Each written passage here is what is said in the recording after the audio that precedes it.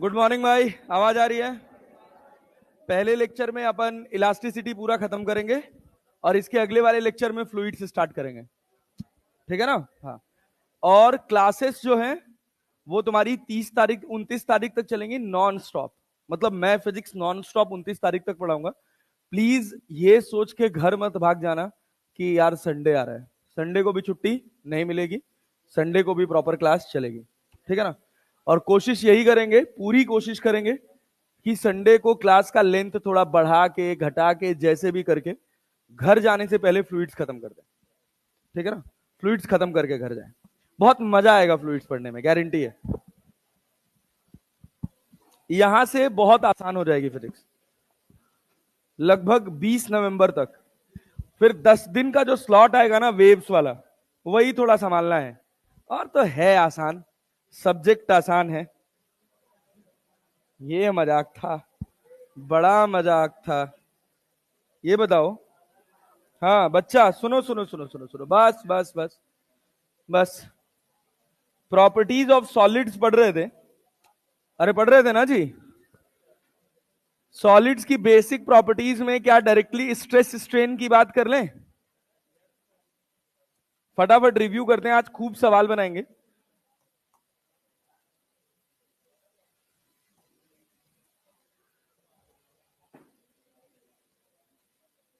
Nida, stress कितने तरह के हैं? चार? तीन? चार है, चार है, चार है, चार है, सही कह रहा। चौथा वाला अलग से स्पेशल है, उसको पढ़ेंगे। पहला स्ट्रेस है कौन सा? अरे कौन सा है भाई, अब बोल लो ना। अब टेंसाइल स्ट्रेस, कंप्रेसिव स्ट्रेस और शेयर स्ट्रेस। सब बोल के पढ़ेंगे। कृपया शांति रखें, सोना मिलेगा भाई। टेंसाइल स्ट्रेस सिग्मा लिखा जाता है, sigma T force upon area. ये फोर्स कैसा है? कैसा फोर्स है? रीस्टोरिंग। कैसा फोर्स है? ये वो फोर्स है जो इक्विलिब्रियम में है ना। ये बात समझ रहे हैं? नेट फोर्स नहीं है। जैसे बॉडी पे आगे लगा 3F, पीछे लगा 2F, बैलेंस कितना हुआ? 2F की F, बैलेंस कितना हुआ? F बैलेंस हुआ। F से तो आगे गया ना, बैलेंस कितना हुआ? 2F। हम तो कंफ्यूज कर ही रहे हैं, तुम हो भी रहे हो यार। कैसे आदमी हो यार तुम लोग यार। स्ट्रेस किसकी वजह से आएगा? F की वजह से कि 2F की वजह से? किसकी वजह से? 2F की वजह से ना। हाँ। अच्छा, जब हम कंप्रेसिव स्ट्रेस की बात करते हैं तो ये क्या हो जाता है? कंप्रेसिव स्ट्रेस किसको लिख लेते हैं? प्रेशर। कंप्रेसिव स्ट्रेस किसको लिख लेते हैं? प्रेशर। जितना बाहर से प्रेशर पड़ेगा उतना ही अंदर से कंप्रेसिव स्ट्रेस डेवलप होगा। अरे क्लियर है? शियर स्ट्रेस सिग्मा टी या टाउ, ये क्या होता है भाई? टाउ क्या होता है? फोर्स अपॉन एरिया ही होगा। Force upon area. लेकिन दिक्कत ये है कि फोर्स कौन सा है? कौन सा फोर्स है? जो स्लाइड के अलोंग लग रहा है, जो सरफेस के अलोंग लग रहा है, वही तो शेयरिंग करने की कोशिश करेगा ना।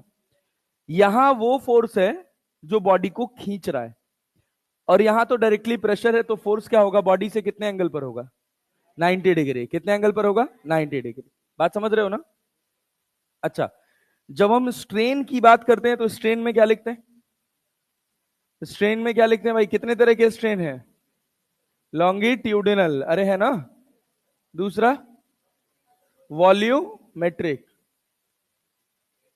और तीसरा शेयर। लास्ट वाली क्लास का याद है यार? हाँ। जब लॉन्गिट्यूडिनल स्ट्रेन की बात करते हैं तो उसको क्या लिखते हैं?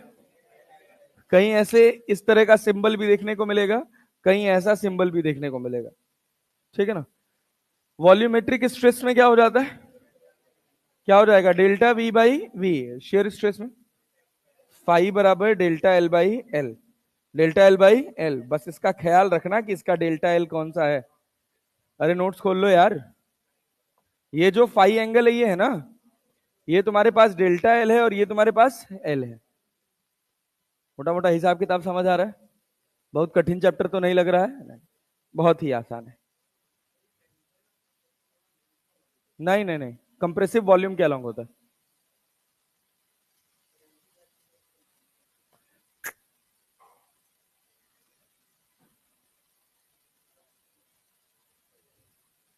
एक्सप्लेनेशन की बात है भाई। लेंथ के अलोंग जब कंप्रेशन होगा ना, तो वो टेंसाइल की कैटेगरी में रखा जाता है। वहां पे सॉलिड्स में यंग्स मॉड्यूलस का रोल आता है। अभी पढ़ेंगे ना, stress is directly proportional to strain. हाँ, तो वहां पर क्या है, कहानी बताता हूं, छोड़ दो वो सब। अरे जैसे एक रॉड है, रॉड पे तुम फोर्स कहां लगा रहे हो, बाहर की तरफ, तो रॉड खींच रही है, और उसी फोर्स को अंदर की तरफ लगा दोगे तो रॉड कंप्रेस होगी। अरे क्लैरिटी है ना। लेकिन वो टेंसाइल स्ट्रेस का रिवर्स है। अगर आप थ्रू आउट वॉल्यूम कंप्रेशन दे रहे हो तो उसको कंप्रेसिव स्ट्रेस बोला जाता है। बात समझ रहे हो ना। तो चलिए आइए। अच्छा, यहां से एक साइंटिस्ट है, उनका नाम था हुक्स। क्या नाम था? हुक्स। उन्होंने स्ट्रेस और स्ट्रेन को रिलेट किया, जिनका नाम रखा गया हुक्स लॉ। क्या कहा उन्होंने? Stress is directly proportional to strain. कब तक? Up to elastic limit. Elastic limit clear है? जहां तक बॉडी अपना original shape and size regain कर ले। जब प्रोपोर्शनलिटी कांस्टेंट को हटाया गया तो क्या ई मिला अपने को? E into strain. ई कितने तरह के हैं? कितने तरह के? तीन। अच्छा, हुक्स का बेसिक लॉ था load is directly proportional to extension. अच्छा, अगर तुमको लास्ट वाली क्लास का याद हो तो मैं कह रहा था कि इसको हम वर्क से या एनर्जी से रिलेट करते हैं। वर्क से या एनर्जी से। और नीचे वाले को किससे जी? Stress is directly proportional to strain को किससे रिलेट करते हैं? एनर्जी डेंसिटी से। किससे रिलेट करते हैं? एनर्जी डेंसिटी से। पक्का ना जी? यस। तो यही अगर हम वर्क या एनर्जी का डायरेक्ट फॉर्मूला लिख दें तो क्या लिख सकते हैं? क्या लिखेंगे? 1/2 इंटू लोड इंटू एक्सटेंशन। क्या लिखेंगे भैया? 1/2 into load into extension. Load का मतलब फोर्स जानते हैं ना, और एक्सटेंशन का मतलब स्ट्रेन की केवल change in length. Change in length, कितना लेंथ में चेंज हुआ है। और जब एनर्जी डेंसिटी लिखते हैं तो वो स्मॉल यू हो जाता है, और ये क्या हो जाता है? 1/2 इंटू स्ट्रेस इंटू स्ट्रेन। अरे क्लैरिटी है? अच्छा, इसी ई को जब हम डिफाइन करते हैं तो इस ई की कितनी कैटेगरी है? तीन। कौन कौन से?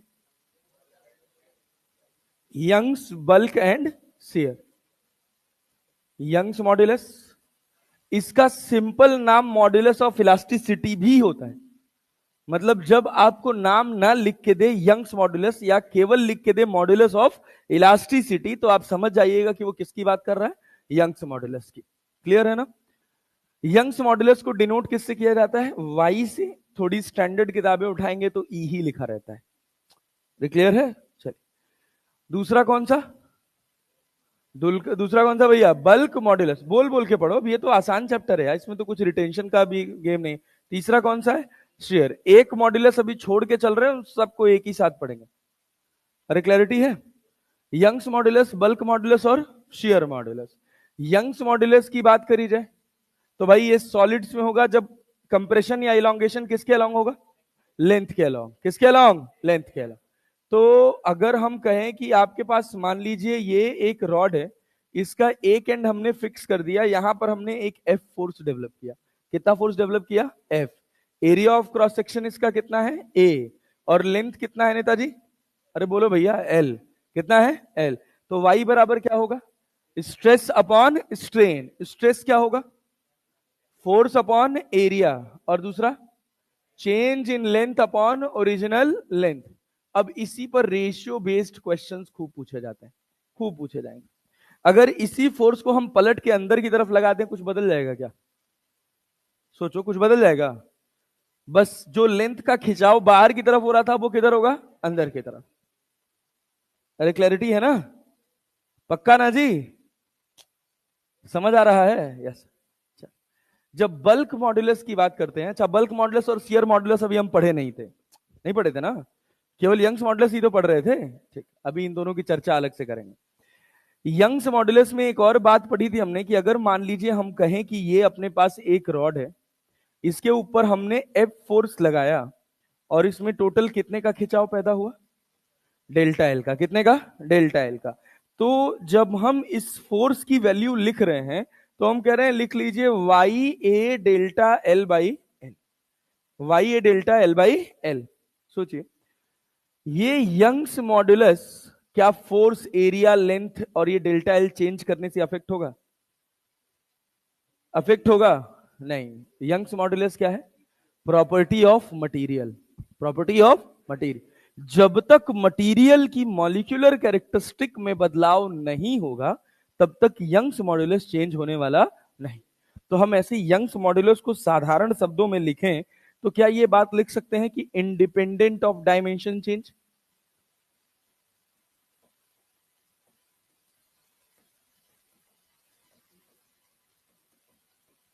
अरे क्लैरिटी है? बोलिए। एरिया बता, अगर मान लीजिए हम कहें एक स्टील है, उस स्टील का हमने पतला वायर बनाया, उसी स्टील का हमने मोटा वायर बनाया, क्या मोटे वायर का यंग्स मॉडुलस ज्यादा होगा? यंग्स मॉडुलस दोनों का सेम होगा। मटेरियल सेम है तो यंग्स मॉडुलस सेम रहेगा। अच्छा ये बताइए, ये बताइए, अगर हम कहें कि हमने टेम्परेचर बढ़ाया है तो क्या मॉलिक्यूलर कैरेक्टरिस्टिक डिस्टर्ब होती है कि नहीं टेम्परेचर बढ़ाने से? अरे होती है ना। सॉलिड लिक्विड बन जाता है और बढ़ा दिया गैस बन जाता है, बनता है ना।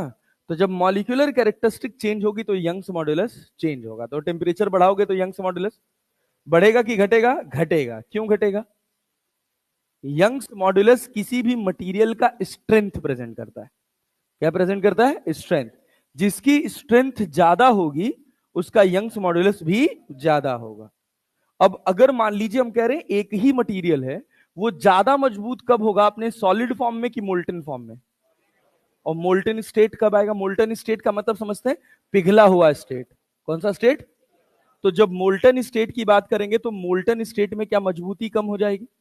क्योंकि इंटर एटॉमिक स्पेसिंग बढ़ जाता है। जितना ज्यादा इंटर एटॉमिक स्पेसिंग बढ़ेगा यंग्स मॉडुलस उतना घटेगा। अरे क्लैरिटी है? एक रिलेशन होता है ऐसे, टी बराबर वाई आर नॉट। टी बराबर वाई आर नॉट। जब आप टी बढ़ाएंगे तो आर नॉट, अरे इंटर स्पेसिंग बढ़ेगी, इंटर स्पेसिंग बढ़ेगी तो वाई घटेगा। अरे क्लैरिटी, मतलब इसमें बहुत बड़ा टर्म होता है, उसके बस केवल ये कांस्टेंट कांस्टेंट्स को लिखा गया। क्लैरिटी है ना? तो इंटर एटॉमिक स्पेसिंग कितना मॉलिक्यूल्स के बीच का गया, फालतू की चीज है यार, कुछ नहीं, काम नहीं आता। याद ध्यान से सुनो। तो जब आप टेम्परेचर बढ़ाओगे तो यंग्स मॉडुलस, टेम्परेचर बढ़ाओगे तो यंग्स मॉडुलस बढ़ेगा कि घटेगा? घटेगा ना। अच्छा यही याद रखना है बस, ये पूछ लेते हैं कभी कभार। अच्छा मान लो अगर हम तुमसे कहें कि तुम इसको खींचे हो तो क्या इसके अंदर एनर्जी स्टोर हुई है? अरे हुई है ना। तो ये एफ जो है ये क्या लोड कहलाता है, और ये डेल्टा एल क्या कहलाता है? एक्सटेंशन। तो यहां से यहां तक खींचने में कितना काम करना पड़ा, इसको डायरेक्टली हम क्या लिख सकते हैं? Load into extension. मतलब कितना? 1/2 इंटू एफ डेल्टा एल। क्या इसके अंदर एनर्जी स्टोर हुई है? इसको यहां से छोड़ोगे तो अपना ओरिजिनल शेप साइज रीगेन कर लेगा कि नहीं कर लेगा? कर लेगा ना। क्योंकि जिस लॉ से तुम डिराइव किए हो उस लॉ का क्या नाम है? Hooke's law. और वो कब तक काम करता है? कब तक काम करता है? इलास्टिक लिमिट तक। मोटा मोटा हिसाब समझ आ रहा है ना? बहुत आसान चैप्टर है भाई। जब तुम एनर्जी डेंसिटी की बात करते हो तो इसी को क्या लिख लेते हो? 1/2 इंटू स्ट्रेस इंटू स्ट्रेन। लिख सकते हैं ना। इसी फॉर्मूले को हम दो और पार्ट में लिखते हैं, 1/2 इंटू स्ट्रेस का square divided by Young's modulus. लिखते हैं कि नहीं? क्या किए हैं? स्ट्रेस अपॉन स्ट्रेन बराबर क्या यंग्स मॉडुलस था? अरे था ना। लिख दे रहे, लिख दे रहे। हो गया ना। स्ट्रेस अपॉन स्ट्रेन बराबर क्या होता है? Young's modulus. तो स्ट्रेन बराबर क्या स्ट्रेस अपॉन यंग्स मॉडुलस हो जाएगा। अच्छा फर्दर सॉल्व करोगे तो 1/2 into Young's modulus into strain का स्क्वायर हो जाएगा। अरे हो जाएगा, हो जाएगा ना। जब हम बात करते हैं elongation in a wire due to its own weight, elongation in a wire due to its own weight, तो हम मान लें कि अगर वायर का लेंथ कितना है? एल, तो उसका सेंटर ऑफ मास कहां लाई करेगा? L/2 पर। तो इफेक्टिव लेंथ L रहेगी कि L/2? क्या हो जाएगी? L/2। बात समझे? और सब एज इट इज, और सब एज इट इज।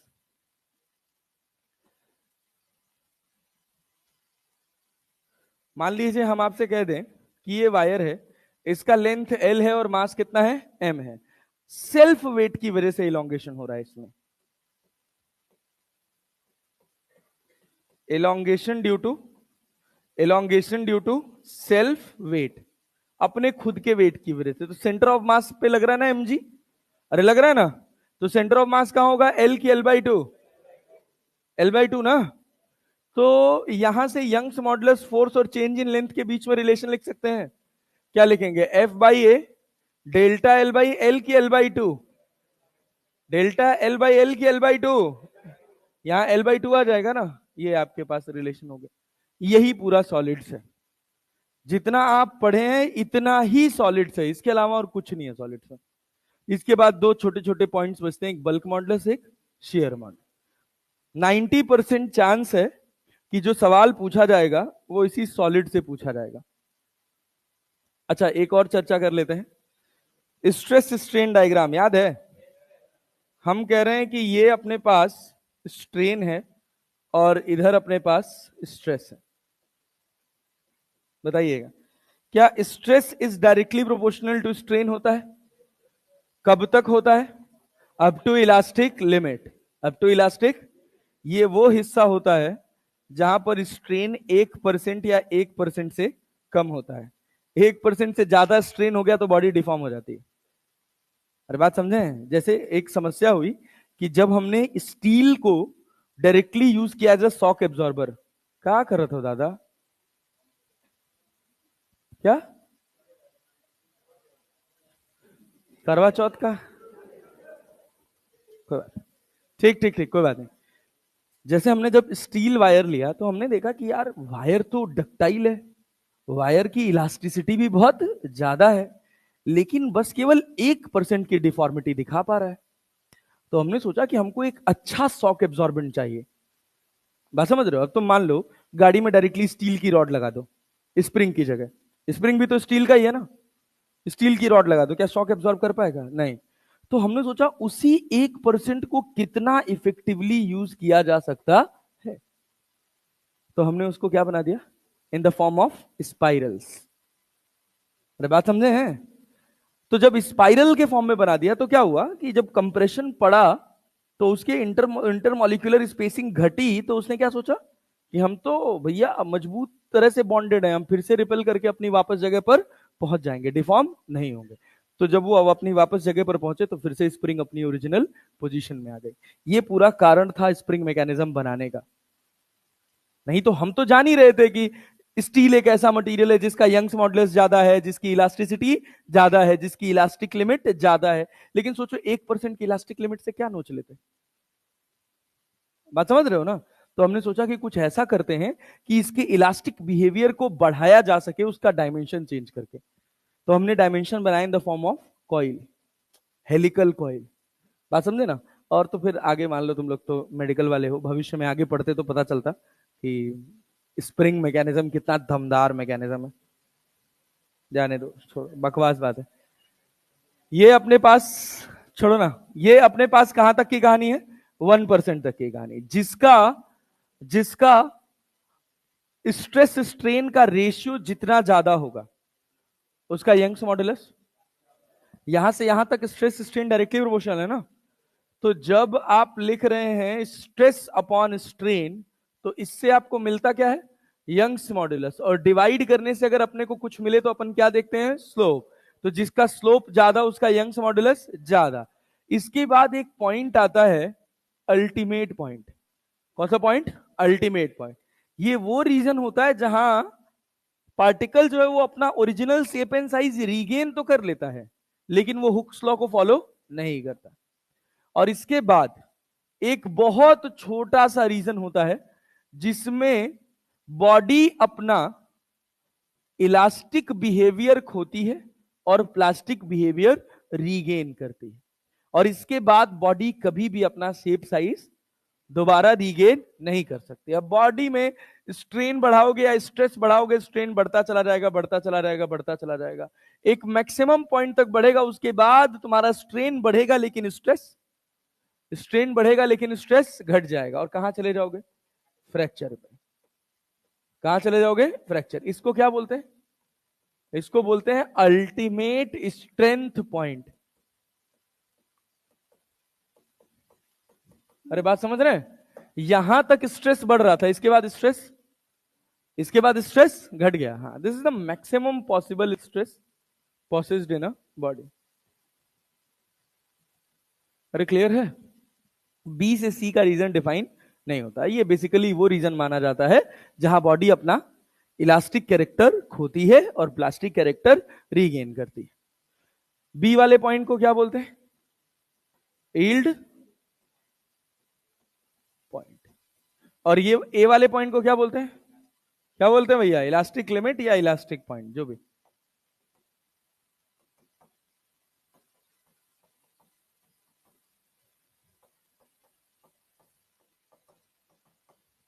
अरे ये सब याद है ना? याद है ना? चलो, आओ, इतना ही था। अब ये बताओ, अब पेपर पेन उठा लो। अब सब तुम्हारा काम है। यहां से अब सवाल तुम बनाओगे। कुछ बना के भी आए थे? बना लिए थे क्या? घर पे बनाए थे? ना बनाए रहते तो अच्छा रहता।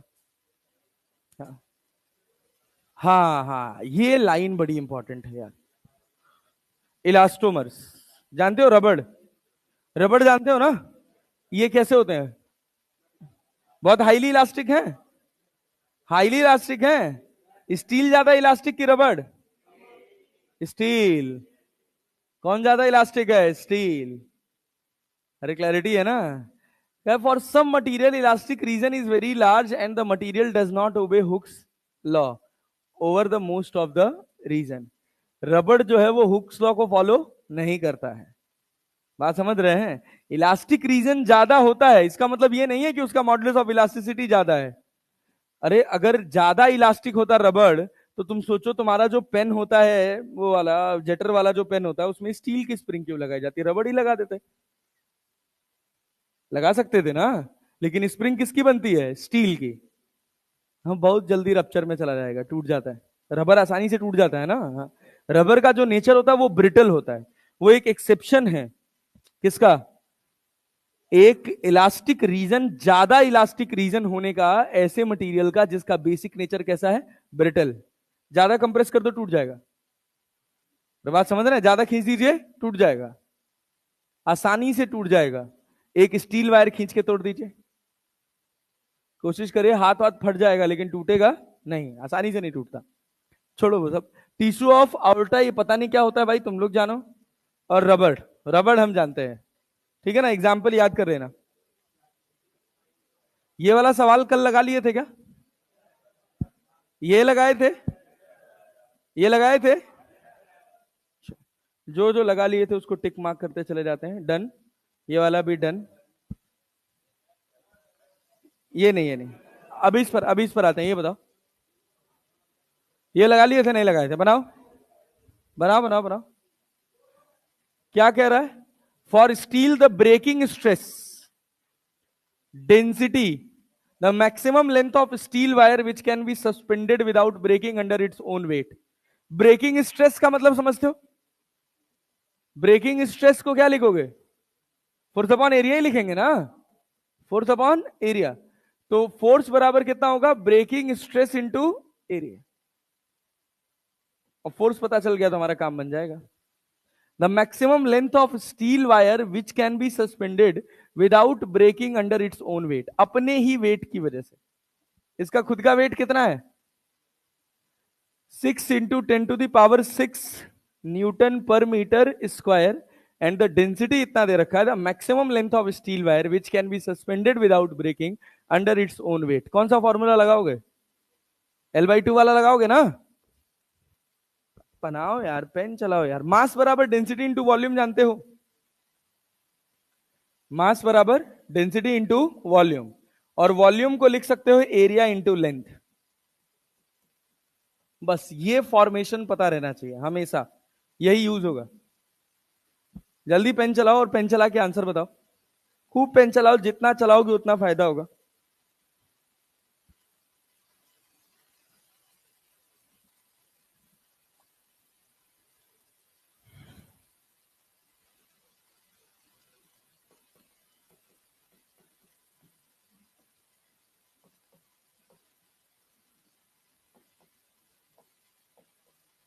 कोई बोर्ड पे नहीं देखेगा।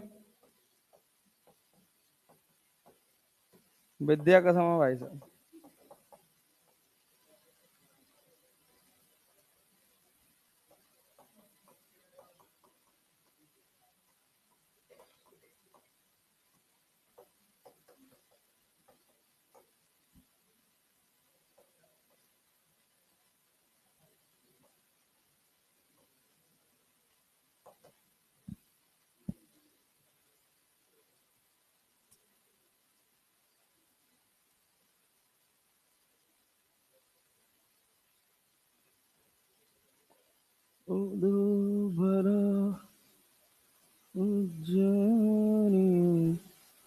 क्या है आंसर? क्या नहीं बन रहा भाई? क्या आ रहा है? अरे भाई, अपने वेट की वजह से स्ट्रेस आया कि नहीं आया? ब्रेकिंग स्ट्रेस किसकी वजह से आ रहा है? अपने खुद के वेट की वजह से। उसका खुद का वेट कितना हो गया? mg। और स्ट्रेस बराबर क्या होता है? Force upon area.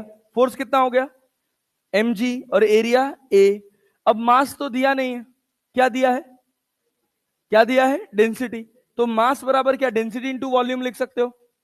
और किसी भी वॉल्यूम का, किसी भी सिलेंड्रिकल वायर का जो वॉल्यूम होगा, क्या एरिया इंटू लेंथ होगा। पाई आर स्क्वायर एच होता है सिलेंडर का volume. Pi are square area of cross section होता है, और एल जो है वो क्या है? लेंथ है। अगर ऐसे तुम्हारे पास कोई सिलेंडर है, इस सिलेंडर का वॉल्यूम लिखने के लिए कह दिया जाए, तो लिखते हो pi are square into h. Radius r है, ऊपर वाले का एरिया है पाई आर स्क्वायर, और ये लेंथ है, तो वॉल्यूम को लिख लिया जाता है एरिया इंटू लेंथ। सर अपने को तो पता ही नहीं था volume of cylinder pi are square H होता है। तब फिर दुख है भाई, तब इसका कुछ नहीं करा जा सकता। कितना आंसर आ रहा है? ब्रेकिंग स्ट्रेस कितना है जी? ब्रेकिंग, ये समझ आया कि नहीं, ये कैसे लिखा है? ब्रेकिंग स्ट्रेस कितना है? 6 × 10⁻⁶। रो कितना है जी? 8 × 10⁻³ और जी का वैल्यू 10। 3 1 4 हो गया, 2 हो गया, 60/8। 600/8। 600/8 कट जाएगा, कितना आ रहा है? कितना आ रहा है? 75 मीटर। क्या है, सस्ता सवाल। समझ आया कि नहीं आया? नहीं था पीछे पल्ले पड़ रहा है कि जमाइए ले रहे हो बस खाली? ये बनाओ, बनाओ बनाओ बनाओ, बढ़िया सवाल है। देखो सर्कुलर मोशन भी आ गया इसमें।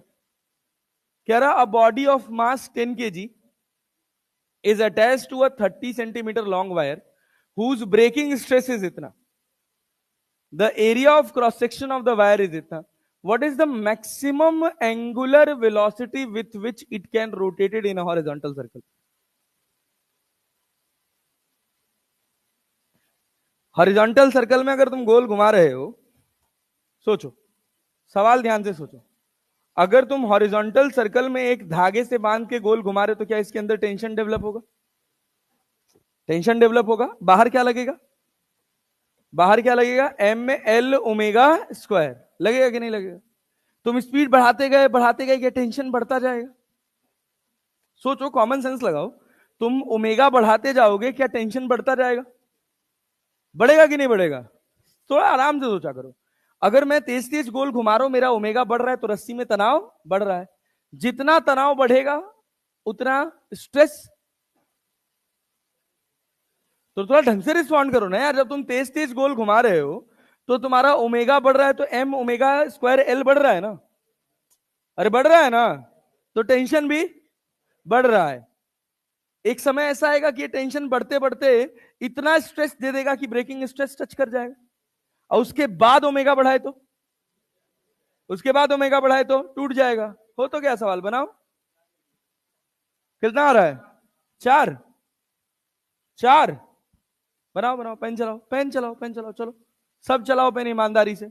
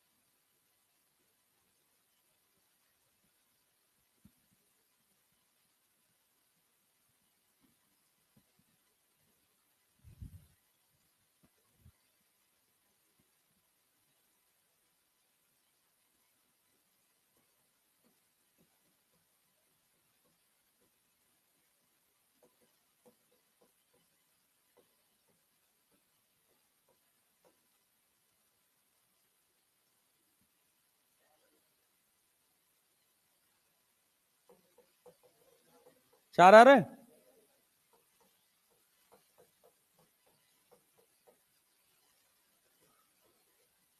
लेंथ कितना दे रखा है वायर का? Into omega square. एरिया कितना दे रखा है? 10⁻⁻6। सब तो दे रखा है यार। तो 1 0 1 0 कट गया, 3 से 16 दूना 32, हाँ 16 3 48, 1.6 सब कट जाएगा, 16 बचेगा। तो ओमेगा बराबर कितना आ गया?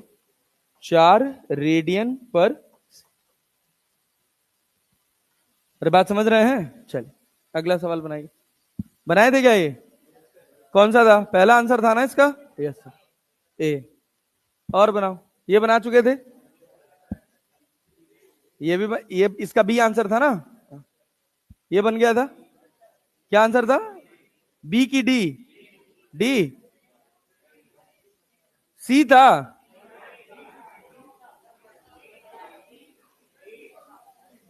अबे डी था, 1:8।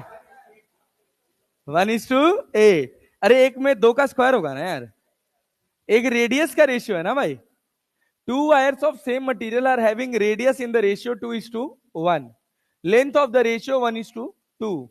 If the force is applied on them, the ratio of their change in length. क्या दोनों मटेरियल सेम है? अरे दोनों मटेरियल सेम थे ना, तो क्या सेम होगा? अरे बोलो तो। मटेरियल सेम का मतलब आंख बंद करके क्या सेम है? Young's modulus. और क्या सेम है? और क्या सेम है? फोर्स भी सेम है। फोर्स भी सेम है। एफ लेंथ सेम है। लेंथ का रेशियो अलग है। और एरिया? एरिया भी अलग अलग है। तो एरिया क्या पाई R1 का स्क्वायर लिख लें? और इलोंगेशन दोनों में सेम है क्या? वही निकालना है। अच्छा, तो ये डेल्टा L1 हो गया, फिर यहाँ F हो गया, यहाँ L2 हो गया, यहाँ पाई R2 स्क्वायर हो गया, यहाँ डेल्टा L2 हो गया। खत्म, F से F खत्म, पाई से पाई खत्म। क्या हो गया? Delta L1 by delta L2 बराबर L1 by L2 into R2 by R1 का स्क्वायर। L1 बाई L2 कितना है जी?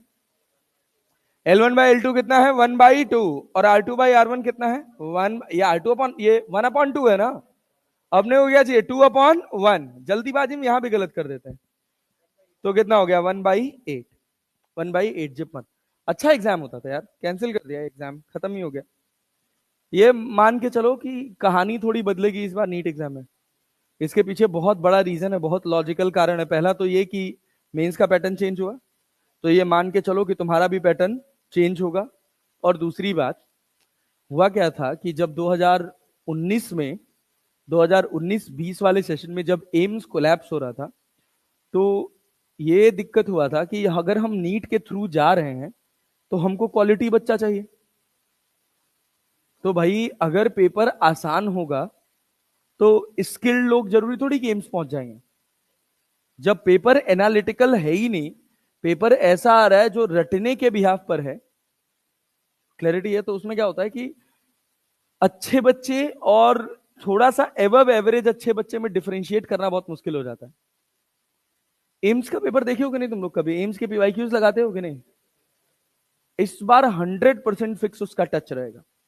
एक्चुअली ऐसा था कि मेडिकल में गांव गांव तक अवेयरनेस पहुंचानी थी और गांव गांव से बच्चे का पार्टिसिपेशन बढ़ाना था। तो इस वजह से पेपर का लेवल थोड़ा आसान रखा गया कि सब आके पार्टिसिपेट कर सके। उसी में कोविड आ गया। जब कोविड आ गया तो, हाँ भाई क्या कह रहे हो? क्या क्या कह रहे हो? क्या कह रहे हो बताओ? पैसा? पैसा कम हो गया क्या? नहीं यार, कैसी बात करते हो यार तुम? ऐसे जानते हो एम्स एम्स एम्स दिल्ली एक डॉक्टर बनाने में 1 करोड़ रुपया खर्च करती है। हाँ, एम्स को थोड़ी मिल रहा है वो पैसा, वो एनटीए ले रही है। एम्स अपने हॉस्पिटल से पैसा बनाती है, उससे तुमको फीड करती है, पाल पोस के बड़ा कर रही है। बात समझे ना? वो तो गवर्नमेंट बॉडीज हैं यार। तो मान लो ये बात भी है, पॉइंट वाली बात है कि जितना ज्यादा नंबर ऑफ पार्टिसिपेशन बढ़ेंगे पैसा आएगा। बट एग्जाम्स में, ये वाले इस लेवल के एग्जाम्स में इतना ना तो बड़ा मार्जिन होता है और ना ही इतनी बड़ी कोई धांधली होती है। तो धांधली तो हो ही गई इस बार, अब वो तो नहीं कह सकते। इस बार तो बड़ा खेल हो गया। नहीं, हर बार होता था, हर बार होता था, ऐसी बात नहीं है। It was not for the first time, but बहुत मॉलिक्यूलर लेवल पे होता था, बहुत मॉलिक्यूलर लेवल पे। और वो भी ऐसे होता था कि 720 में 720 नहीं ले आना है, कम ले आना है, नहीं तो बैठा लिए गए तो लपेटे जाओगे। लखनऊ में एक कोचिंग थी, ट्राईवैग, ट्राईवैग ट्राईवैग। वो ऐसी कोचिंग थी जिसने आईआईटी का पेपर लीक करा दिया था for the very first time. उनके यहाँ कोचिंग ना, सब पैसा वैसा बना के निकल गए विदेश, सेटल्ड। एक टीचर को, एक पड़ोस में एसकेडी कोचिंग करके चलती थी, उसने खरीद लिया। दो टीचर पैसा बनाए निकल गए, एक मैथ्स पढ़ाते थे, एक फिजिक्स पढ़ाते थे, एक केमिस्ट्री पढ़ाते, तीन टीचर थे। जेई मेंस एडवांस, मतलब आईआईटी जेई और एआई ट्रिपल ही पढ़ाते थे। और लखनऊ लखनऊ में सबसे ज्यादा बच्चा पढ़ाते थे, लगभग 17,000 से 18,000 बच्चा जेई का वो पढ़ाते थे। हाँ, बढ़िया पैसा वैसा कमाए, पैसा वैसा कमा के होटल वोटल खोल लिए, उसके बाद निकल गए विदेश, सेटल सब मामला। तो वो लोग एक बार लीक कराए थे पेपर, वो भी एक बच्चे की वजह से पता चल गया था कि पेपर लीक हुआ है, वरना किसी को भनक भी नहीं लगता, समझे ना। तो अब फिर पता नहीं कब तक चलता रहता, बट ठीक है। ये सवाल बना लिए थे क्या? ये सवाल बना लिए थे, हाँ। तो थोड़ा तैयारी कर लेना, थोड़ा अच्छी तैयारी कर लेना, थोड़ा अच्छे से पढ़ लो, पेपर बढ़िया आएगा। ऐसा हो जाए, ऐसा हो जाए 2015-16 जैसा, जब एक बार कट ऑफ गई थी कितनी, 514 उधर 515 नंबर गई थी। हाँ, क्या? 16 में, 14 में भी तो हुआ था, जब दूसरी बार नीट हुआ था तो शायद 506 507 नंबर कट ऑफ थी। ऐसा पेपर आ जाए, मजा आ जाए एकदम। हाँ भाई, ये बताओ। ए, density of the material increase, strength बढ़ेगा तो यंग्स मॉडुलस बढ़ेगा। और बताओ, ये लगाए थे, ये लगाए थे। Directly proportional to inversely proportional to, inversely proportional to L square, पढ़े थे ना। ये बनाओ, ये बनाओ ये। A wire elongated by L millimeter when a load W is hanged from it. If the wire goes over a pulley and two weight W each are hung at the two ends, the elongation of the wire will be. The elongation of the wire will be L. कितना होगा? L. अबे unbalance load तो उतना ही है ना, मतलब balance load तो उतना ही है ना। सोचो, ए भैया, अगर हम डायरेक्टली यहां से एक वेट W लगा दिया, कुछ गधा होते हैं 12 लिख लेते हैं, सर इधर से भी खींच रहा है उधर से भी खींच रहा है। जब यहां से W लगाए हो तो रस्सी में टेंशन कितना आया है? W। तो यहां से भी कितना आया है? W। अरे क्लैरिटी है ना। तो रीस्टोरिंग फोर्स तो W ही है ना। अरे है कि नहीं है? अच्छा, अगर मान लो हम कहें कि ये पुली है, इधर भी लगा है W और इधर भी लगा है W, इधर भी लगा है W और इधर भी लगा है W। अब भाई यहां भी टेंशन कितना आएगा? W। यहां भी कितना आएगा? W। तो रीस्टोरिंग फोर्स तो रस्सी में W ही है ना। तो भाई इस W पर भी डायरेक्टली प्रोपोर्शनल टू L, और इस पर भी। अरे भाई दोनों पे तो भाई जब W चेंज ही नहीं हो रहा तो इलोंगेशन कैसे चेंज हो जाएगा? नेट इलोंगेशन कितना रहेगा? L। पल्ले पड़ रहा है? अच्छा, बहुत बढ़िया। ये बताइए, हम कहें आपसे कि सुनिएगा, यहां पर एक पुली लगी है, इस पुली से एक वेट इधर लटक रहा है 2m और एक वेट इधर लटक रहा है m, या इसको कर लो 3m। ये बताओ इसमें स्ट्रेस कितना होगा? स्ट्रेस कितना होगा? इसका area of cross section A है। स्ट्रेस, स्ट्रेस कितना? स्ट्रेस कितना? कितना? अरे इधर 2mg लग रहा है जी, इधर कितना लग रहा है जी? 3mg। बैलेंस कितना हो गया? 2mg। क्या mg से नीचे जाएगा? अरे हो गया ना, बैलेंस कितना हुआ? 2mg। तो स्ट्रेस किसकी वजह से आएगा? 2mg बाई ए। और स्ट्रेस मिल गया तो और तो अपना काम हो ही जाएगा। काम हम कर रहा है। चलो, ये बना लिए थे क्या? हाँ बना लिए थे। कौन सा था? Brittle and ductile. हाँ, ये बना तो। The Young's modulus of rubber string 8 centimetre long and density 1.5 into 1.5 kg per meter cube is 5 into 10 to the power 8 Newton per meter square is suspended on the ceiling in a room. The increase in the length to its own weight will be. क्या direct formula लगा देंगे? क्या लगाओगे? याद ही नहीं हो रहा है सर फॉर्मूला, क्या बताएं? बोलो बोलो बोलो। यंग्स मॉडुलस हमेशा लिखा करो। फोर्स अपॉन एरिया मतलब mg/a। Change in length upon original length, अपने वेट से हो रहा है तो 1/2 L/2 खत्म। बताओ आंसर क्या रहा था? देख लेना, डेंसिटी दे रखा है।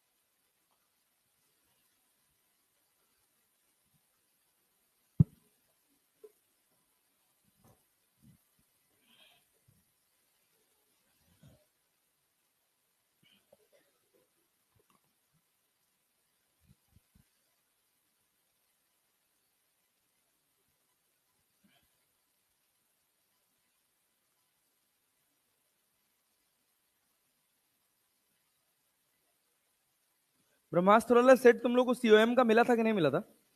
सेंटर ऑफ मास का नहीं मिला था ना? सेंटर ऑफ मास और रोटेशन का नहीं मिला था। रोटेशन की 2 डीपीपी गई थी, 2 आई थी। ठीक है, 3 और है, भेजता हूं। दिवाली भर में फिजिक्स में खूब मैकेनिक्स पढ़ना, जितना पढ़ सकते हो खूब मैकेनिक्स पढ़ना। और पढ़ना, नौटंकी नहीं। हाँ पटाखा उठा के जलाओ, वो कोई दिक्कत वाली बात नहीं है, लेकिन पढ़ो। और ये जो होता है ना नाटक, दिवाली के एक दिन बाद नहीं पढ़ना है।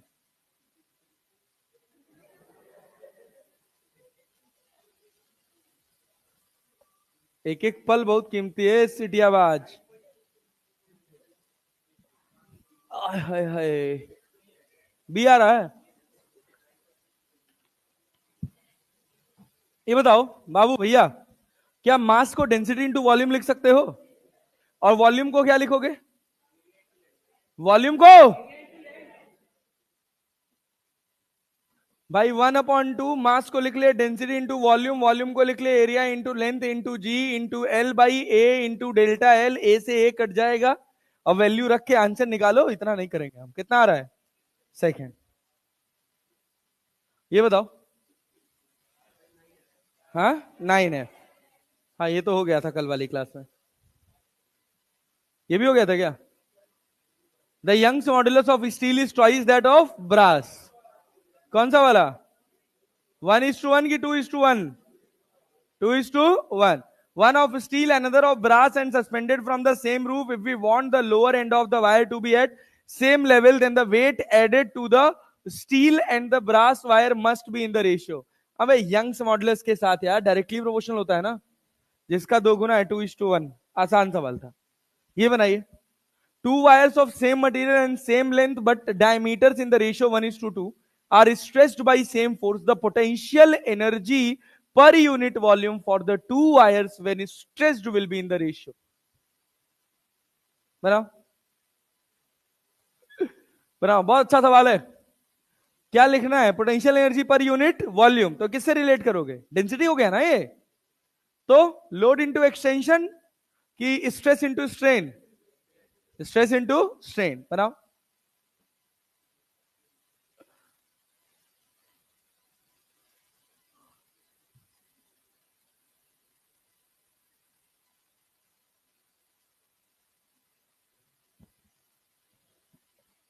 दोनों को सेम फोर्स से खींचा जा रहा है।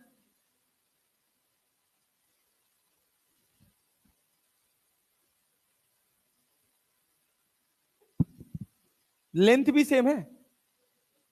तो इतना टाइम कहाँ लग रहा है यार? क्या होगा? 16:1 कि 4:1? 4:1। हमें भाई कैसे आदमी हो यार तुम लोग? ये बताओ, ये बताओ, ये बताओ, ये बताओ। भाई भाई भाई भाई भाई, small U equals to 1/2 into stress upon Young's modulus लिख लें, स्ट्रेस का स्क्वायर अपॉन यंग्स मॉड्यूलस। नहीं आया? अरे यंग्स मॉड्यूलस दोनों का सेम है ना। और जैसे तुम स्ट्रेस इंटू स्ट्रेन से लगाओगे, खट से 4:1 आंसर आएगा और खुश होकर घर भाग जाओगे, तुमको लगेगा कि तुमने तो सही किया है।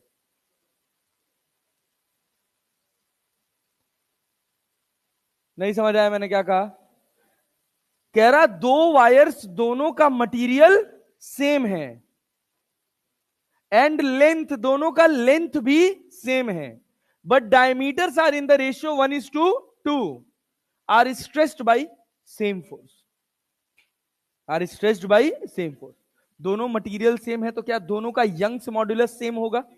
मतलब ये कसम खा लो, ये प्रण कर लो कि जब कभी भी मुझे सेम मटेरियल दिखेगा तो मैं ढूंढूंगा कि मेरा यंग्स मॉड्यूलस कहां है दो मटेरियल्स में, और वो दोनों में सेम रहेगा। अरे बात समझे हैं? तो 1/2 into stress upon Young's modulus, stress का स्क्वायर अपॉन यंग्स मॉड्यूलस। तुम सोचो, अगर तुम अपना कॉमन सेंस दौड़ाओ तो क्या stress into strain general formula है कि नहीं है? दोनों का डायमीटर सेम है कि अलग अलग? दोनों का डायमीटर अलग अलग। अब सोच, मैं तुझे एक पतला सा वायर दे दूं और मैं तुझे एक मोटा सा वायर दे दूं, मैं कहूं दोनों को खींचो सेम फोर्स से, किसमें ज्यादा इलांगेशन के चांस है? पतले वायर में ना। अरे क्लियर है? तो किसमें स्ट्रेन ज्यादा आएगा? पतले वायर में। आएगा कि नहीं आएगा? और जैसे तुम लिखोगे 1/2 इंटू स्ट्रेस इंटू स्ट्रेन, तुमको जाने अनजाने में ये पता नहीं चलेगा कि स्ट्रेन दोनों का अलग अलग होगा, और तुम स्ट्रेन से स्ट्रेन काट दोगे, फोर्स अपॉन एरिया लिख लोगे गधा की तरह से। तो थोड़ा दिमाग लगाओ, कॉमन सेंस यूज करो, यही कॉमन सेंस के सवाल हैं। तो 1/2 इंटू स्ट्रेस इंटू स्ट्रेन क्यों नहीं लगेगा, ये बात समझ आई? क्यों नहीं लगा? दोनों दोनों वायर्स में दोनों वायर्स में स्ट्रेन डिफरेंट है, तो हम क्या लगाएं? स्ट्रेन की जगह लिख दे stress upon Young's modulus. Young's modulus तो सेम है, तो हम लिख लिए potential energy is directly proportional to stress का स्क्वायर, और स्ट्रेस जो होता है वो क्या होता है? Force upon area. अरे नहीं आया? दोनों का फोर्स सेम है, एरिया पाई आर स्क्वायर या पाई डी स्क्वायर होता है, तो यहां पे कितना हो जाएगा? डी स्क्वायर का स्क्वायर। मतलब energy is directly proportional to 1/d⁴, मतलब U1/U2 will be equal to D2⁴/D1⁴। तो D2/D1 2 दूना 4 दूना 8 दूना 16/1। Answer is 1। पता नहीं क्या पढ़ा रहा है, कुछ आ नहीं रहा हमको। हम तो 1/2 इंटू स्ट्रेस इंटू स्ट्रेन लगाएंगे। नहीं लगाओगे? खच्चर कहेंगे। चलिए बना, a weight is suspended from a long metal wire, if the wire suddenly breaks its temperature, rise fall, rise fall, fall, fall, rise, rise। क्यों? जब तुम खींच रहे हो वायर को तो मॉलिक्यूल्स धीरे धीरे धीरे धीरे दूर जा रहे, हीट तब भी जनरेट होती है। ऐसा नहीं कि वायर को खींचोगे तो हीट जनरेट नहीं होगी, तब भी हीट जनरेट होगी, टेम्परेचर बढ़ेगा, लेकिन जैसे ही तुम लोड हटाओगे या जैसे ही वायर टूटेगा, क्या उसके मॉलिक्यूल्स फिर से वापस अपनी ओरिजिनल पोजीशन गेन करने की कोशिश करेंगे? तो जो इंटरमॉलिक्यूलर कोलिजन होगा वो और बढ़ जाएगा, इस वजह से टेम्परेचर बढ़ जाता है, directly proportional. A mass of 0.5 kg is suspended from a wire. The length of the wire is increased by 3 millimeter. Then find out the work done. Then find out the work done. सोच क्या लगाएगा? क्या लगाएगा formula? Work done निकालना है ना, तो work done के लिए क्या? अब कितना आसान भी लिख पड़ोगे यार तुम लोग। बोलते बोलते हो नहीं। डब्ल्यू बराबर क्या? 1/2 इंटू लोड इंटू एक्सटेंशन। क्या रे, क्या है इसमें? लोड कितना है भाई? 0.5 की 5? अरे मास है ना भाई। लोड का मतलब होता है mg। तो mg हो गया 5। एक्सटेंशन कितना है? कितना इंक्रीज हुआ? 3 मिलीमीटर। 3 × 10⁻³ कितना हो जाएगा? 7.5। 7.5 इंटू 10⁻³ जूल। कौन सा आंसर होगा जी? 9.8 ले लोगे तो 7.3 आ जाएगा। अरे क्लियर है? ये बनाओ, बनाओ बनाओ बनाओ।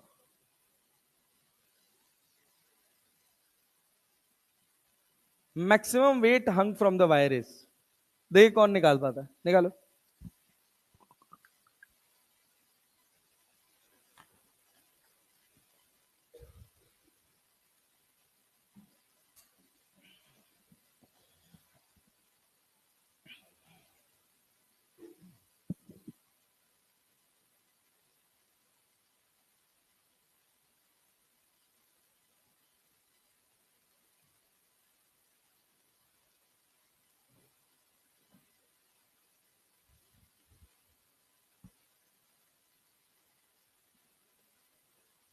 इसका मतलब समझ रहे हो ना? ये क्या दे रखा है? क्या दे रखा है? Delta L by L, 1/1000।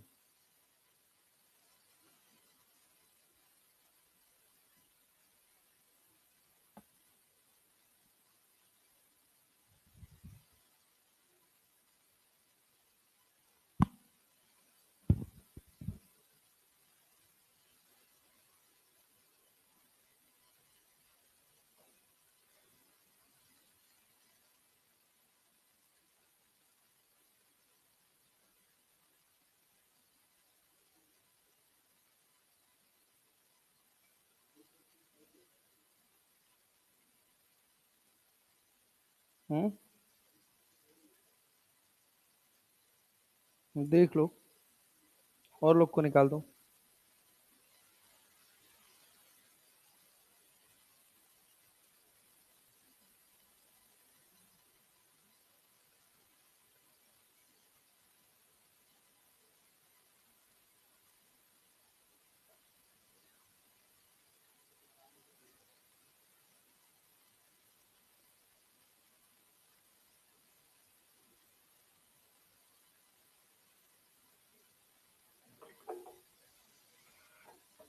हाँ भाई, आया? कितना आया? 157। क्या किए हो? यंग्स मॉड्यूलस बराबर force upon area into change in length upon original length. क्या दे रखा है? यंग्स मॉड्यूलस कितना जी?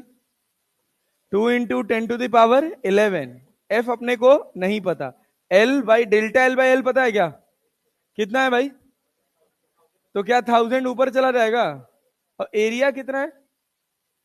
डायमीटर ऑफ वायर दे रखा है 1 मिलीमीटर। तो क्या लिख लें? 3.14। अरे दो ही तो मल्टीप्लाई हो रहा है यार। तो 2 × 6 = 1 7। खत्म बात। 157 वही तो जाएगा। और यहां अपने पास आर स्क्वायर कितना है? 1 मिलीमीटर। कोई मतलब है नहीं। तो कितना आ रहा है? 1.57। अच्छा ये डायमीटर 1/2, 0.5 करना पड़ेगा। हाँ ठीक है, 1.57। पाई आर स्क्वायर, डी स्क्वायर रखोगे तो कितना हो जाएगा? पाई आर स्क्वायर मतलब कितना? 0.5 इंटू 10⁻³ का होल स्क्वायर। सॉल्व कर लेना, खाली गणित है जबरदस्ती का। अब सुनो, ये एक सवाल है, बढ़िया सवाल है, बनाओ बनाओ बनाओ बनाओ। When a tension F is applied in a uniform wire of length L and radius R, the elongation produced is E. कितना elongation produce हुआ? E. When the tension 2F is applied, the elongation produced in another uniform wire of length 2L and radius 2R made of same material is. दोनों का क्या same है? Material का मतलब क्या? Young's modulus. Young's modulus formula लिख दे, बस कंपेयर कर दे यार आंसर। 2E, 1E। पेन चलाओ।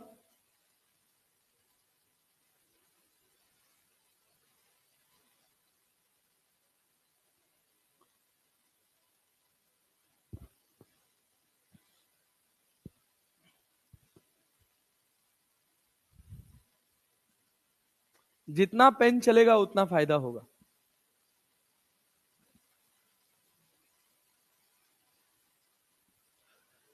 दीवाने हम नहीं होते, दीवानी रात आती है। अरे भाई ये बताओ नेता, इतना बुद्धि लगा रहे हो, इतना बुद्धि लगा रहे हो, देखो क्या कह रहा है। एक बार तुमने फोर्स कितना लगाया है, एफ, ठीक है ना। दूसरी बार तुमने फोर्स कितना लगाया है, 2F लगाया है ना। एक बार फोर्स एफ लगाए, दूसरी बार फोर्स 2F लगाए। पहली बार लेंथ एल था, रेडियस आर था, दूसरी बार लेंथ कितना हो गया, 2L, और रेडियस कितना हो गया, अरे हुआ ना। एफ इंटू एल बाई ए है कि नहीं है, वाई बराबर एफ इंटू एल बाई ए है कि नहीं है ना। एफ इंटू एल बाई ए का प्रोडक्ट देख हमेशा सेम ही है यार। गजब आदमी हो तुम लोग भी यार। हम लगाए कि हो गया, y1 बराबर y2, फोर्स लगाए, एफ एरिया था कितना, पाई r1 का स्क्वायर, और लेंथ कितना था, l, और चेंज इन लेंथ कितना था, डेल्टा L1। अरे क्लियर है ना, जो किसके बराबर था, किसके बराबर, E के ना। और दूसरे में फोर्स कितना हो गया, 2F, और ये कितना हो गया, पाई, आर की जगह 2R हो जाएगा, तो 2 2 4R1 स्क्वायर, R1 लिख लें तो, और L कितना, 2L divided by delta L। क्या पाई से पाई काट दें, 2 दूना 4 से 4 काट दें, L से L गया, F से F गया, R1 स्क्वायर से R1 स्क्वायर गया, डेल्टा L बराबर E। तो आंसर कितना हो गया, 1E। और बताओ, और ऐसे ही सेम इस तरह के कुछ क्वेश्चंस हैं घर से अच्छा ये कर लो, परसेंटेज वाला कर लो। How much force is required to produce an increase of 0.2% in length of brass wire of diameter 0.6 millimeter? बोलो बोलो बोलो, बताओ। एरर से बन जाएगा, एरर से बन जाएगा। How much force is required to produce an increase of 0.2% in the length of brass wire of diameter 0.6 millimeter? 0.2% increase in length का मतलब क्या है, ये क्या दे रखा है, 0.2% इंक्रीज इन लेंथ का मतलब क्या दे रखा है, डेल्टा एल की delta L by L, delta L by L कितना, 0.2% मतलब डिवाइडेड बाई 100, तो कितना हो गया, बोलो भाई, 2 × 10⁻³ मिलीमीटर। अब क्या, डेल्टा एल बाई एल पता चल गया, बना सकते हो, बना सकते हो, क्या लिखोगे, how much force is required.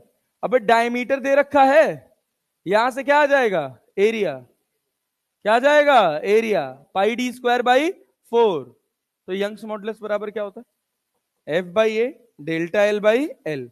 क्या वाई पता है, क्या ए पता है, क्या डेल्टा एल बाई एल पता है, एफ ही तो निकालना है, परसेंटेज वाले सवाल हो गए। अब इसमें कुछ और क्वेश्चंस हैं, ये कुछ क्वेश्चंस है सिंपल होमवर्क बेस्ड फॉर्मूला वाले क्वेश्चंस, इसके सारे टाइप्स कवर कर लिए, एक ये टाइप बता दो, हो गया था। क्या आंसर आया था इसका, Y A X square by 2L, B आया था, ये भी बना लिए थे क्या, सी, ये बनाए थे, टेंशन इन द कॉर्ड यार, हटा, सस्ता सवाल है, घर से बना के ले आना। अब आते हैं bulk modulus of elasticity. Bulk modulus of elasticity क्या होता है, बल्क मॉड्यूलस ऑफ इलास्टिसिटी क्या होता है, सुनिएगा भैया। अगर हम कहें, याद रखिएगा, बल्क मॉड्यूलस तभी आएगा जब वॉल्यूम में कंप्रेशन होगा, जब किसमें कंप्रेशन होगा, वॉल्यूम में। हमने कहा कि हमने इसमें लिक्विड भर रखा था और ऊपर से हम फोर्स लगा रहे हैं, यहां से हम एक एफ फोर्स डेवलप कर रहे हैं पिस्टन की मदद से, या यहां से पी प्रेशर दे रहे हैं, तो इसके ऊपर एफ फोर्स लग रहा है इस पी प्रेशर की वजह से। क्या जितना प्रेशर बढ़ाओगे इसका वॉल्यूम घटेगा, जितना प्रेशर बढ़ाओगे वॉल्यूम घटेगा। तो जो बल्क मॉड्यूलस डिफाइन हुआ ना, वो क्या डिफाइन हुआ? बल्क मॉड्यूलस को क्या लिखते हो? Compressive stress. अरे यार फॉर्मूला तो बताओ यार। कंप्रेसिव स्ट्रेस अपॉन कौन सा स्ट्रेन? बोलो बोलो बोलो। कंप्रेसिव स्ट्रेस अपॉन अपॉन कौन सा? Volumetric volumetric strain. बोलते नहीं हो यार तुम लोग भाई, प्लीज थोड़ा ढंग से। ये बताओ, पहले प्रेशर पी था, पहले प्रेशर कितना था? पी था। वॉल्यूम वी था, वॉल्यूम कितना था? वी था। अब अगर मुझे कंप्रेस करना है तो उसी प्रेशर पे कंप्रेस हो जाएगा या बढ़ाना पड़ेगा? अरे बढ़ाना पड़ेगा ना जी। Yes sir. तो जब बी बराबर लिखा जाता है, कहीं बी से डिनोट करते हैं, कहीं जी से डिनोट करते हैं, लिख के आएगा, कई एक बार के से भी डिनोट कर देते हैं। अरे क्लियर है? बी से, के से, जी से, देख लेना ये टर्म्स है। जनरली तुमको के देखने को मिलेगा। कंप्रेसिव स्ट्रेस कब आएगा? जब प्रेशर या उतना ही रहेगा? अरे भाई जब तक वॉल्यूम में चेंज नहीं होगा, जब तक वॉल्यूम में चेंज नहीं होगा तब तक कंप्रेसिव स्ट्रेस आएगा, रहेगा उसके अंदर कंप्रेसिव स्ट्रेस। लेकिन जब तक तुम चेंज नहीं करोगे तब तक तुम उसको ऑब्जर्व नहीं कर पाओगे। हमेशा तुमको रेफरेंस के लिए क्या चाहिए? चेंज। जैसे अगर मुझे इस स्थिति में इसका प्रेशर निकालना है, इसका कंप्रेसिव स्ट्रेस निकालना है, इसका बल्क मॉडुलस बी दे रखा है, तो मैं रेफरेंस पे मान लूंगा एटमॉस्फेयर। क्या मान लूंगा? एटमॉस्फेयर। क्या एटमॉस्फेरिक प्रेशर हमारे ऊपर लग रहा है कि नहीं लग रहा है? तो जब कभी भी कंप्रेसिव स्ट्रेस की बात करी जाएगी तो वो जरूर बताएगा कि आपने कितना प्रेशर डिफरेंस क्रिएट किया। अगर प्रेशर बढ़ाएंगे तो वॉल्यूम, तक घटिया रिस्पॉन्स करते हो यार। प्रेशर घटाएंगे तो वॉल्यूम, प्रेशर बढ़ाओगे तो वॉल्यूम। अरे क्लियर है ना? तो हम कह रहे हैं कि बल्क मॉड्यूलस ऑफ इलास्टिसिटी में हमने प्रेशर बढ़ाया डीपी, प्रेशर बढ़ाया डीपी, और भाई जितना प्रेशर बढ़ाओगे क्या उतना स्ट्रेस आएगा। अभी तो बढ़ क्या है? जब हम बात करते हैं कंप्रेसिव स्ट्रेस की, तो कंप्रेसिव स्ट्रेस किसके बराबर है? प्रेशर किसके बराबर है? पहली लाइन लिखा था यार। कंप्रेसिव स्ट्रेस किसके बराबर है? प्रेशर। सीधे बैठ जाओ सब। कंप्रेसिव स्ट्रेस किसके बराबर है? प्रेशर। तो क्या मैं यहां पर कंप्रेसिव स्ट्रेस की जगह प्रेशर लिख सकता हूं? लिख सकता हूं। Divided by volumetric strain. Magnitude बराबर है, दोनों अलग अलग चीजें हैं। अरे बात समझ रहे हैं ना? जब बॉल के ऊपर फोर्सेस लग रहे हैं बाहर से, तो क्या अंदर से स्ट्रेस पैदा हो रहा है? जितना फोर्स बाहर से उतना ही फोर्स अंदर से।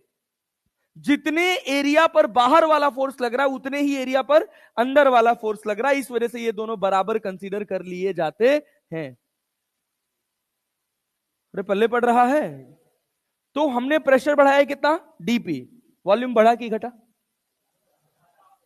बढ़ा कि घटा? घटा। तो यहां लिख दिया जाता है minus of DV by V. Volumetric strain कितना आएगा? Change in volume upon original volume. तो बल्क मॉडुलस क्या लिखोगे? Minus of V DP by DV. Negative sign का क्या सिग्निफिकेंस है? अगर प्रेशर बढ़ाएंगे तो वॉल्यूम घटेगा, मतलब अगर डीपी पॉजिटिव होगा तो डीवी, अगर डीपी नेगेटिव होगा तो डीवी क्या होगा? पॉजिटिव होगा। बल्क मॉडुलस की यूनिट यूनिट पे कोई फर्क पड़ने वाला नहीं। अरे पक्का है ना जी? आसान होता है यार भाई, इतना ही है बल्क मॉडुलस। और क्या है? इसी में एक टर्म होता है, उसका नाम होता है कंप्रेसिबिलिटी।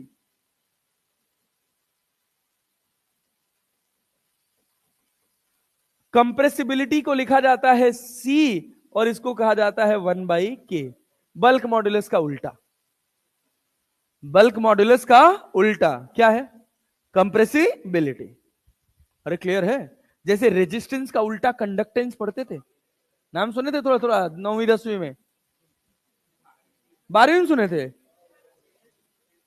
कंडक्टेंस रेजिस्टेंस 12वीं में सुने थे।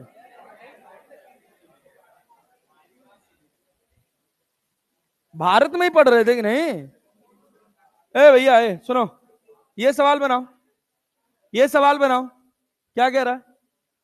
अ ball falling in a lake of depth 200 metre shows 0.1% of decrease in its volume. इसका मतलब ये क्या दे रखा है, कितना दे रखा है, डेल्टा वी बाई वी कितना 0.1 बाई 100, तो 1 इंटू 10⁻³ अरे है यार। तो ये पॉजिटिव की नेगेटिव, नेगेटिव है ना। और बता what is the bulk modulus of the material, कितना मीटर नीचे गए हो जी, कितना मीटर 200 मीटर। तो प्रेशर बराबर रो जी एच जानते हो कि नहीं, वाटर का डेंसिटी जी का वैल्यू 10 और एच कितना 200, तो प्रेशर कितना है जी,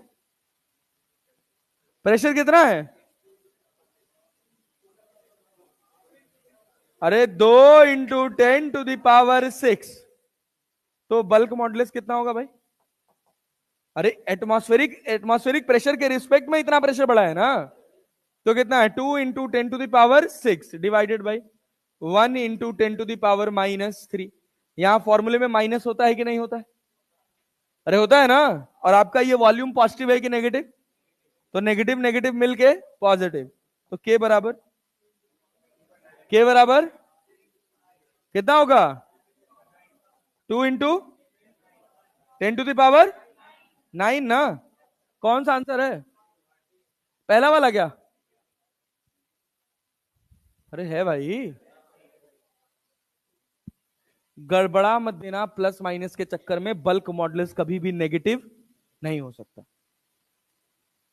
अरे बात समझ रहे हो, और कहीं नेगेटिव लगा के दे दिया तो पता चला इसका वाला भी नेगेटिव लिख रहे हैं और फॉर्मूले वाला लिखना भूल गए, तो आंसर नेगेटिव में निकाल रहे हैं।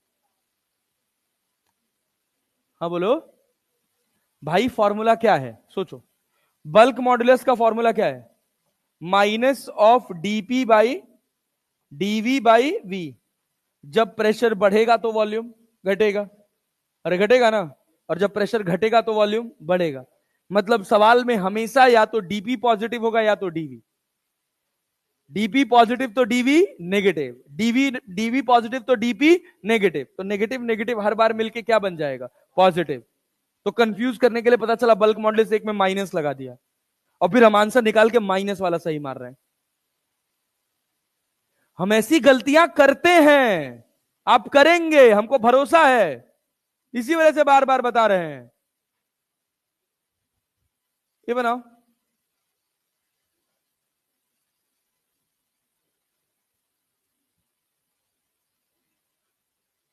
सवाल समझ पा रहे हो, पढ़ लो। The pressure of a medium is change from यहां से यहां, change in volume is 10%, keeping temperature constant, the bulk modulus of the material, ये क्या है डेल्टा वी बाई वी, 10% है ना, इसका मतलब कितना आया 10/100, मतलब 10⁻⁻1, क्या डीवी बाई वी हो जाएगा। और प्रेशर चेंज दिख रहा है, निकालो निकालो तुम लोग यार, गधा कहीं के, सब हमसे ही करवा लो। वाह, इसके बाद अगला पोर्शन है फ्लूइड मैकेनिक्स, मजा आ जाएगा भाई साहब। हाँ थोड़ा सा और है, हो जाएगा, खत्म करके ही छोड़ेंगे। अगली क्लास किसकी है, मेरी क्लास में है, वो अपने आराम से छोड़ें, 10 बजे पहले नहीं छोड़ेंगे, पता है हमको। कौन सा, फोर्थ, अरे फोर्थ, फोर्थ। अगर ये सवाल भी तुमसे गलत हो जाए ना, तो तुम अपने आप को शीशे के सामने खड़ा करके जरूर पूछना कि मैं ऐसा क्यों हूं।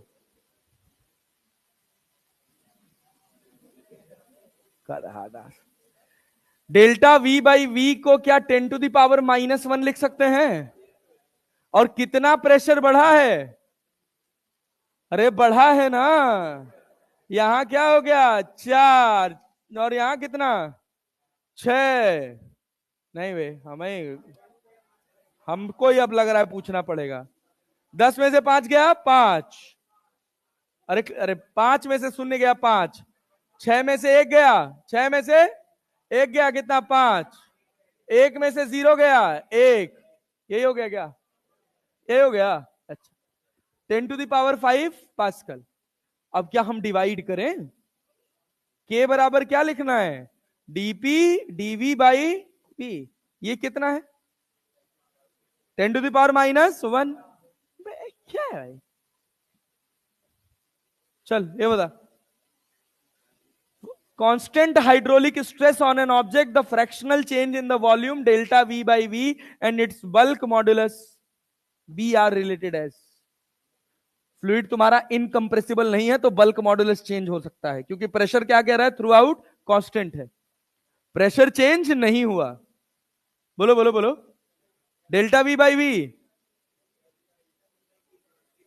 इनवर्सली की डायरेक्टली, इनवर्सली ना यार, इसमें क्या इतना टाइम लगा रहे हो। JIPMER 2018, if compressibility of material इतना, प्रेशर इतना, वॉल्यूम इतना, then find the value of delta V. कब क्या दिया है, ये क्या दिया है, कंप्रेसिबिलिटी। उल्टा होता है ना, अरे होता है ना, तो कंप्रेसिबिलिटी बराबर डीवी अपॉन वी डीपी लिख सकते हो। ये फॉर्मूला याद रखना, साउंड में काम आएगा। अरे लिख सकते हो, हम लगाएं क्या, पलटे हैं फॉर्मूला, समझ आए क्या किए हैं। AIIMS 2017, the normal density of gold is rho and its bulk modulus is k. The increase in density of a lump of gold when a pressure P is applied uniformly on all sides is। बताओ कितना होगा। The normal density of gold is rho and its bulk modulus is k. The increase in density of a lump of gold when a pressure P is applied uniformly on all sides is। बनाओ जरा तुम, बनाओ बनाओ बनाओ बनाओ जरा, नहीं कौन बना पाता है।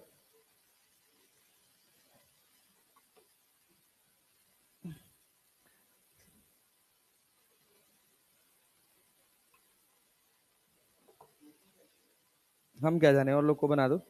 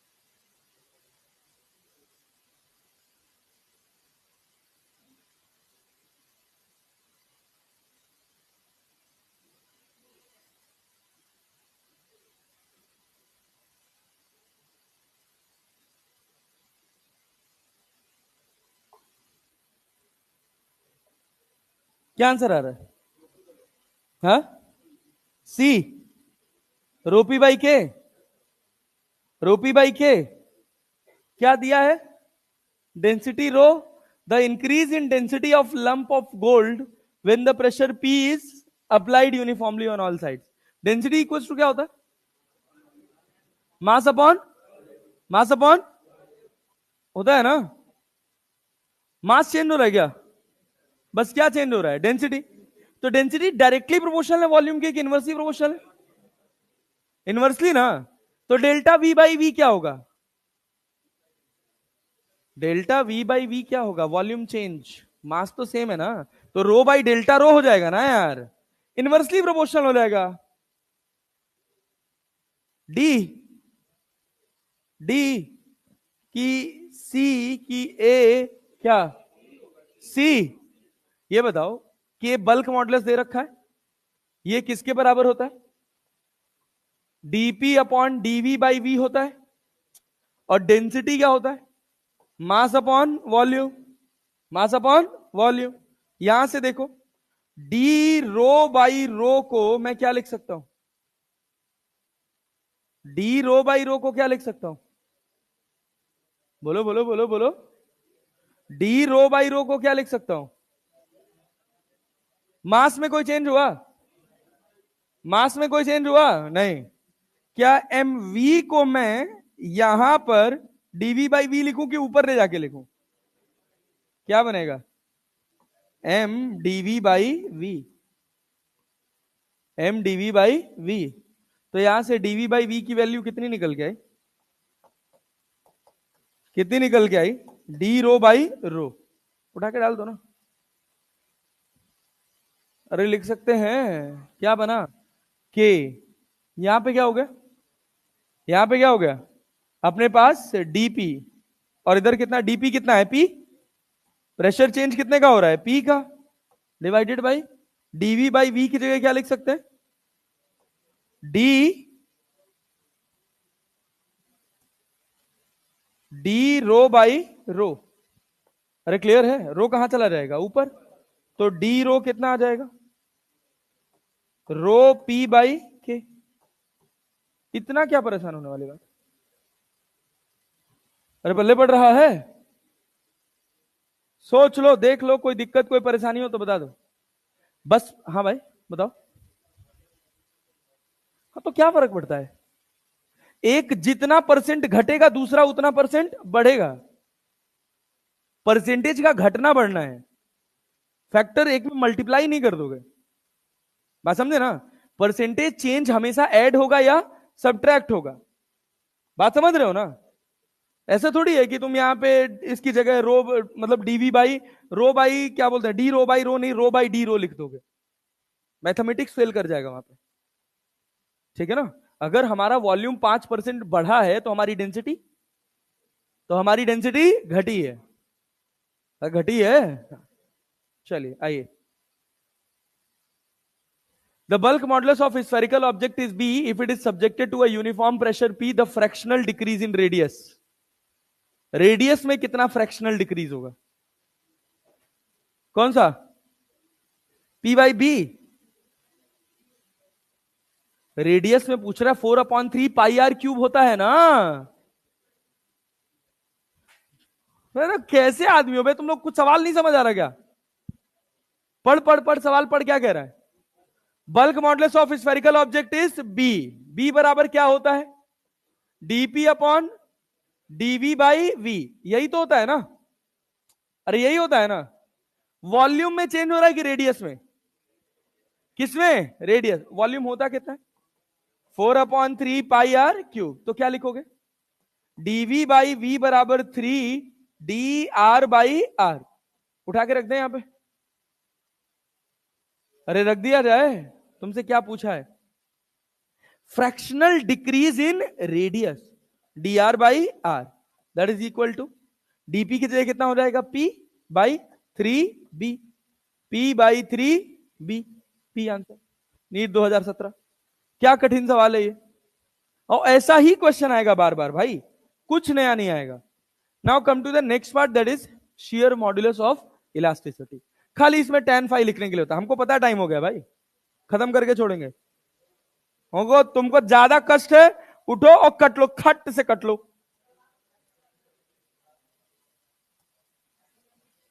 देखो देखो देखो देखो, एक बदमाशी कर जाला बाबू, सीधी भाषा में। सुनो सुनो सुनो। ओ भाई, ओ भाई बस ध्यान से इधर देख।